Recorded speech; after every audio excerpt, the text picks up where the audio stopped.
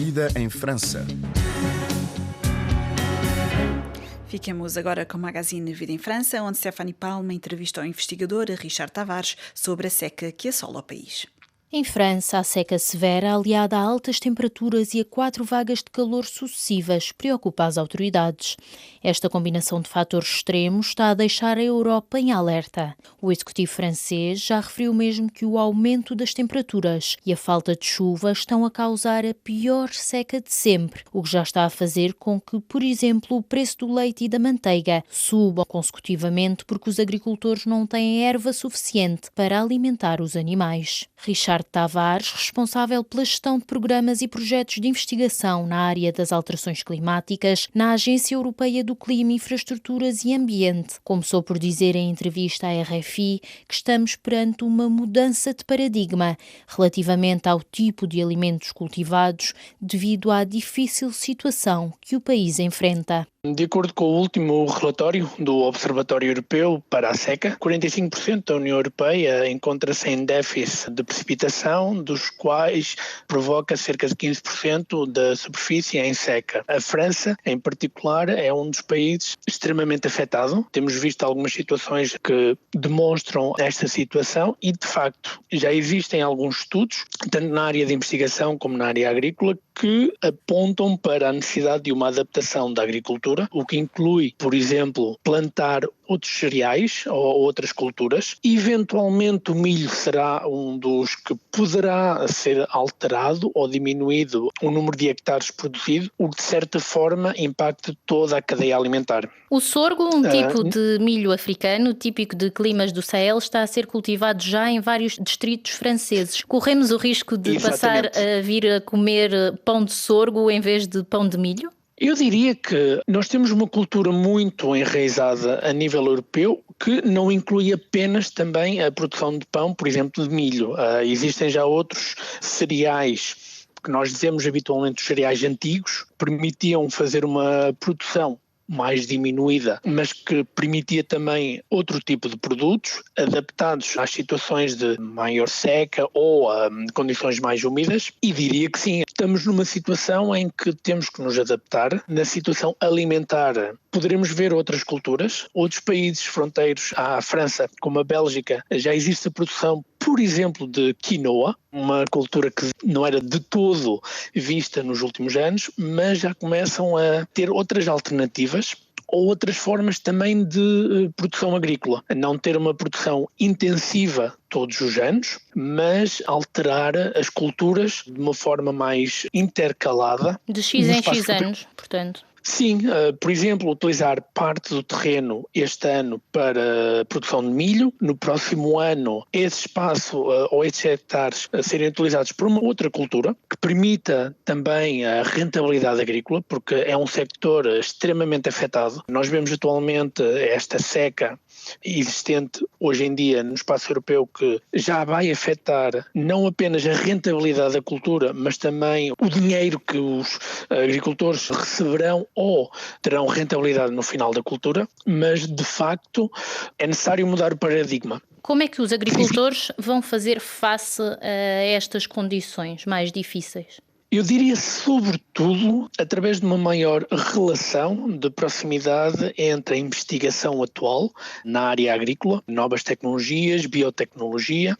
Existem muitos estudos atualmente, por exemplo, que estão a testar a introdução de novas culturas, eu não diria tanto geneticamente alteradas, mas cruzamento de espécies, por exemplo, de regiões africanas ou regiões do norte americano, que têm mais adaptação a estas temperaturas extremas, poderia ser uma solução. Mas é algo que necessita vários anos, não podemos implementar logo diretamente, porque existe toda uma cultura enraizada. E são necessários estudos, não é? Exatamente.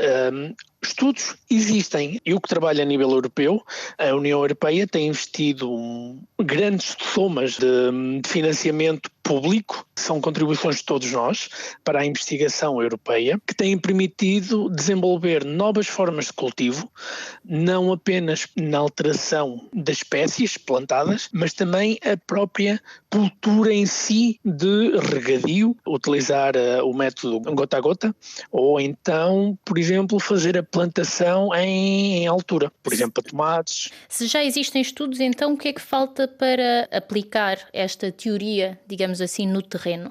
Infelizmente, existe ainda um pouco de, eu não diria um bloqueio, mas existe ainda, como dizemos em inglês, um gap, uma falha de transmissão do conhecimento científico à implementação no setor agrícola. Cada vez mais, as novas gerações estão a ser extremamente ativas e interessadas nestas mudanças, mas o setor agrícola infelizmente ainda tem uma componente tradicional muito grande, que serão necessários vários anos para alterar a forma de agir. Para além do setor agrícola, a seca está também a limitar, por exemplo, a circulação no rio Reno, que é o percurso fluvial mais importante da Europa no que toca ao transporte de mercadorias. O caudal do rio está a baixar tão rapidamente que as embarcações já só podem transportar 1/3 da mercadoria habitual, incluindo o carvão e o combustível. Isto devido a procedimentos de segurança.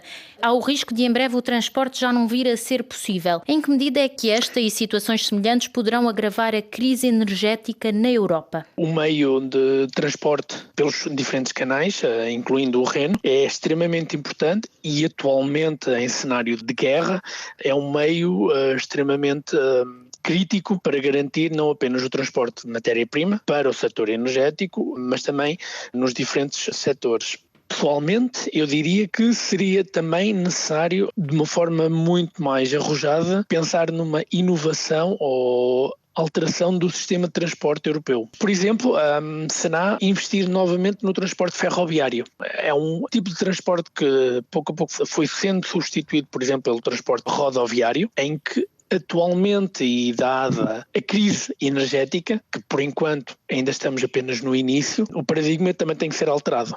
O governo francês já criou mesmo uma equipa de crise para enfrentar a seca, um fenómeno extremo que já deixou mais de 100 municípios em França com falta de água potável. Pergunto-lhe que medidas poderão ser tomadas pelo Executivo para dirimir as consequências da seca e, ao mesmo tempo, se não deveriam ser aplicadas medidas ainda mais restritivas no que toca à utilização da água. Atualmente, de facto, todas as medidas são importantes, quer sejam agradáveis ou menos agradáveis, para tentar controlar ao máximo a situação de seca extrema. Idealmente, quanto mais medidas, melhor. E se o governo for além do que tem em mente atualmente, já está a implementar, melhor, sobretudo para uma perspectiva de longo termo. Tudo é em função do comportamento e dos nossos hábitos. De facto, é extremamente desagradável não termos água potável da canalização, mas se voltarmos há uns anos atrás, por exemplo, em situação de guerra ou pós-guerra, a população passou por uma situação mais extrema. E aí é sobretudo uma questão de comportamento no nosso dia-a-dia. Considera então uma hipótese plausível que a utilização da água seja ainda mais restritiva doravante? Eu penso que sim, sobretudo tendo em conta, por exemplo, os novos cenários a médio e longo prazo em termos de alterações climáticas do IPCC, do Painel Intergovernamental para as Alterações Climáticas. As ondas de calor serão cada vez mais frequentes, serão detectadas muito mais cedo. Vemos que estes últimos anos o número começa a aumentar e em meses junho, julho, que antigamente não era normal, e de facto o consumo terá que ser mais limitado, mas de uma forma razoável e coordenada não apenas espacialmente, mas sobretudo na nossa rotina diária. As palavras de Richard Tavares, responsável pela gestão de programas e projetos de investigação na Agência Europeia do Clima, Infraestruturas e Ambiente, que nos falou sobre os impactos das alterações climáticas em França, numa altura em que o país atravessa um período de seca severa. É o ponto final deste magazine Vida em França. Até breve.